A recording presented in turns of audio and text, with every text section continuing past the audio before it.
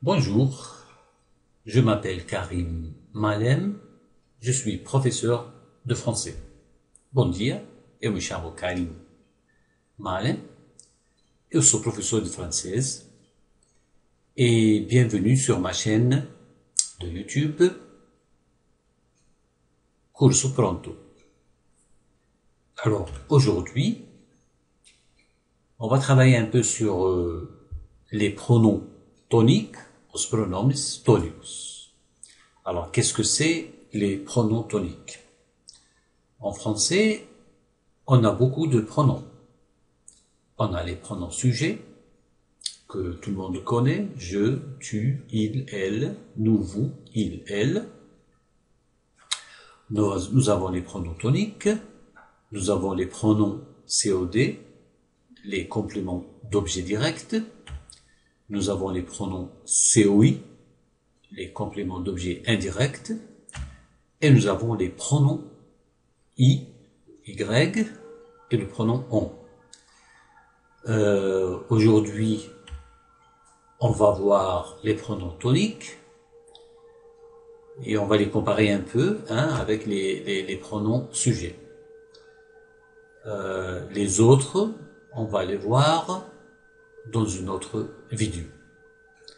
Alors regardez, pour les pronoms toniques, pour je, on a moi, pour tu, on a toi, pour il, on a lui, elle, elle, nous, nous, vous, vous, il, eux, elle, elle.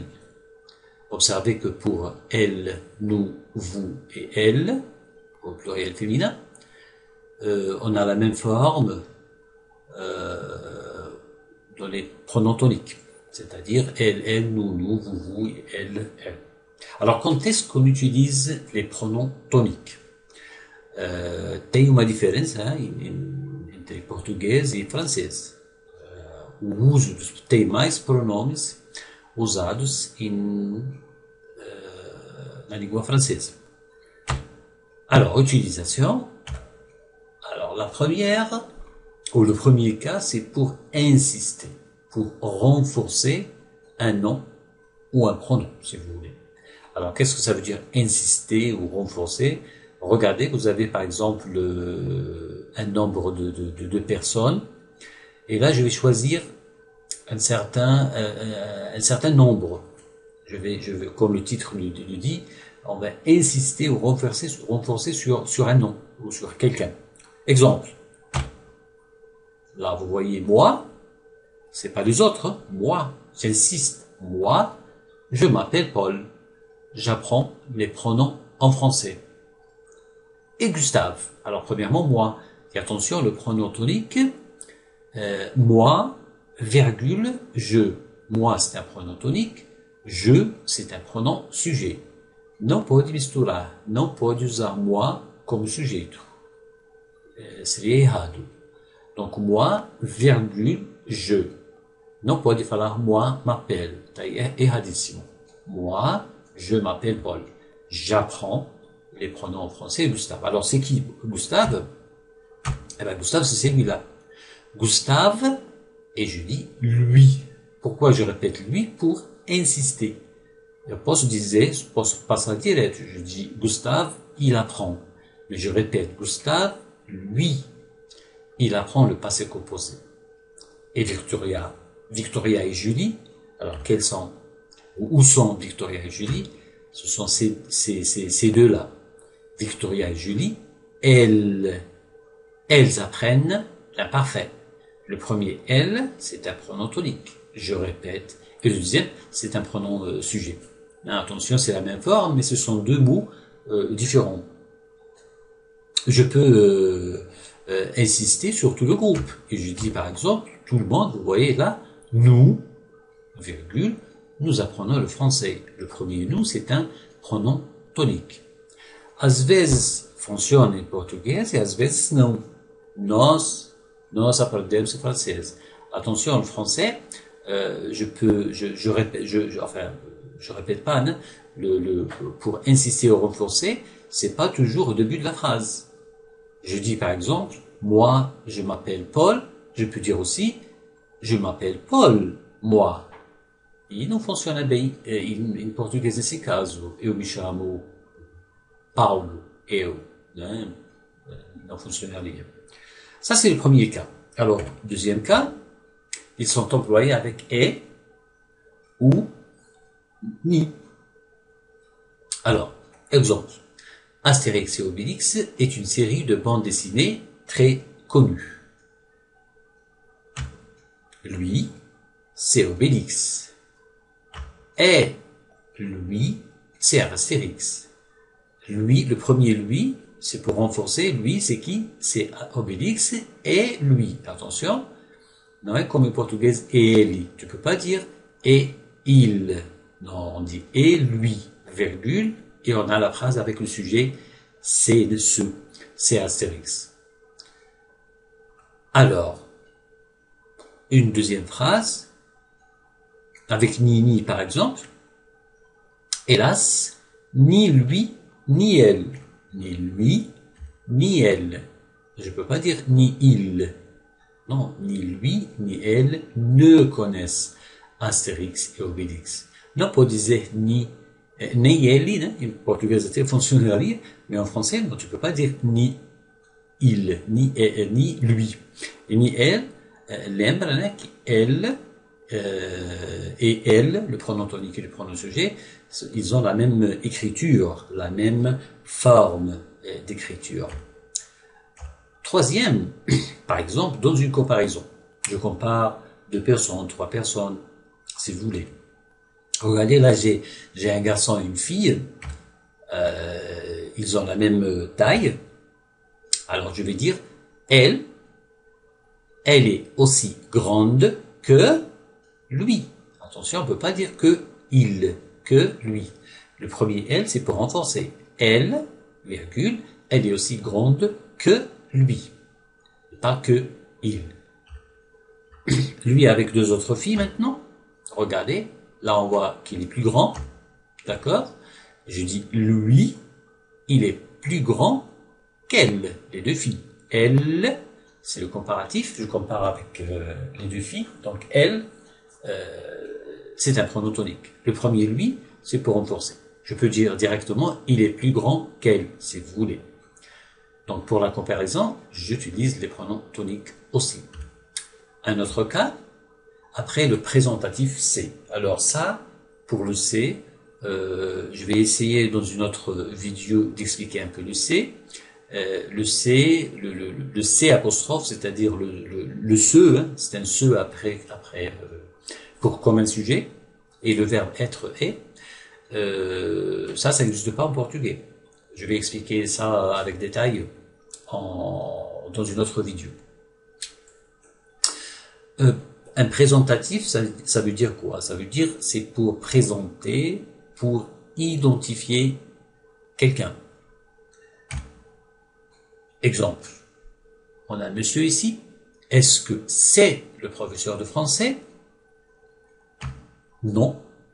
Ce n'est pas lui. Não é ele. Não é ele.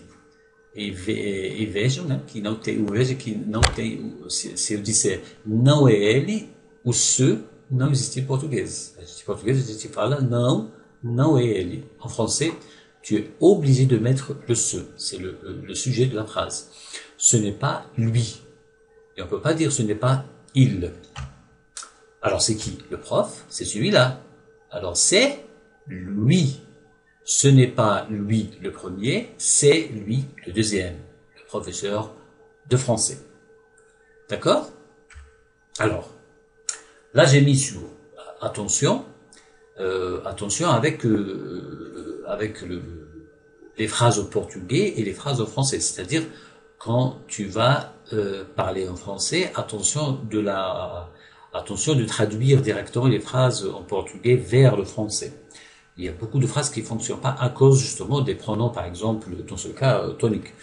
Tout simplement, je vais donner un exemple. Le premier, em português, este trabalho é para eu fazer. Eu, é o sujeito da frase, mas se a gente vê para, Alors, c'est une préposition, et normalement, après une préposition, on utilise un pronom tonique. Attention, ça marche pas. Ne pas dire ce travail est pour je faire, par exemple, ou pour moi faire. Ah non, ça marche pas. On peut jamais dire ça et pour moi faire. Ça ne marche pas en français. Ni pour je faire. Je dois utiliser une autre structure de phrase avec avec le que. Et comment on va dire? Ce travail, c'est à moi de le faire. Par exemple. C'est à moi de le faire. Et regardez, j'utilise le pronom tonique après le c'est et après la préposition à. C'est-à-dire, je fais. C'est moi qui fais ce travail. C'est moi qui fais ce travail. C'est à moi de le faire. E não pode traduzir ao pé da letra. Não funciona. Un deuxième exemple, a segunda frase, ela comprou livro para mim. Alors, là aussi, on peut pas traduire au pied de la lettre. Elle a compris un livre pour mí. Elle a acheté un livre pour moi. Non, ça ne marche pas. Alors, pour moi, qu'est-ce que c'est? Elle a acheté un livre. Pour moi, ça veut dire c'est un complément d'objet indirect. Elle a acheté à qui? À moi. C'est même pas pour, c'est à. Alors, regardez comment on va dire ça. Elle m'a acheté un livre. Attention avec la traduction. Ok, elle m'a acheté, donc signifique qu'elle me comprou. Elle a comprou para mim. Me comprou, ça veut dire comprou para mim un livro. Elle m'a acheté. Vous voyez, no primeiro, para mim, é um pronome, né? Usou em português. No segundo, é um pronome indireto, que a gente vai ver numa outra videoaula. A terceira frase, ele fez de tudo para eu dizer a verdade. Para eu dizer é uma finalidade, não é? Donc, comment on dit ça en français? Attention à la traduction. Il a tout fait pour que je dise la vérité. Et là, on a utilisé le subjonctif. Et non pas se dire, par exemple, traduzindo au pied da letra, il a tout fait pour je dire la vérité. Non. Não funciona assim. Não existe essa estrutura de frase em francês. Não pode dizer desse jeito. É preciso, obrigatório, acrescentar le que. Il a tout fait pour que je dise la vérité. Mais uma frase, não faça nada sem eu saber. Alors, sem, rappelez-vous, né? Sans, c'est aussi une préposition. Après le sans, normalement, c'est le pronom tonique. Dans ce cas, ça ne marche pas parce que vous avez la deuxième phrase qui commence par un sujet. Donc, je peux pas dire ne fais rien sans je savoir. Ça ne marche pas. Non, ça ne marche pas. Et là aussi, je dois réutiliser le que. Hein? Ne fais rien sans que je le sache. Le, ça remplace la formation donnée dans la première phrase. Ne fais rien sans que je le sache. Sache, saiba. Subjonctif de verbe saber. C'est le subjonctif de verbe savoir. Ok? Numa outra aula explicarei o subjonctif. Mas vamos ficar hoje com os pronomes tônicos, né? Les pronoms tônicos, os pronomes tônicos. É isso, gente. Né? Donc, je rappelle, je suis professeur Karim. Visite o meu site, que é o www.cursopronto.com, onde tem vários cursos que eu dou, vários cursos online também, etc. Não esqueça de se inscrever no meu canal e de dar uma curtida se você gostou desse vídeo. Muito obrigado, merci beaucoup et à bientôt.